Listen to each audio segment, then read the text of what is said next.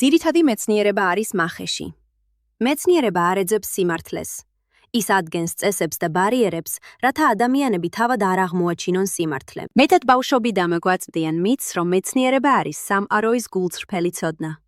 ითქმის, რომ მეცნიერები აგროვებენ ფაქტებს, ანალიზს ახორციელებენ და დასკვნებს გამოთქვამენ. სინამდვილეში, თეორია წინასწარ იყო გამოგონილი და გამოცხადებული ჭეშმარიტებად, რაც ვერანაირად ეჭმიტანილია. მოდერნული მეცნიერება შეიქმნა მე-19 საუკუნის ბოლოს. მთავარი ცვლილება არ მომხდარა.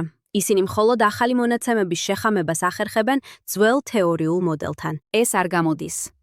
მერე მეცნიერები იწყებენ ფანტაზიორებას. მათ გამოიგონეს დინოზავრები, რომის იმპერატორები, შავი ხვრელები, მუქი მატერია და ბევრი სხვა.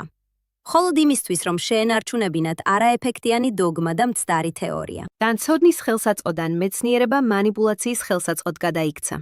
მაგრამ მეცნიერებს ეს არ აწუხებთ. ისინი ანაზღაურებენ, ისინი ცრუობენ ხალხს. ნორმალური სამუშაო.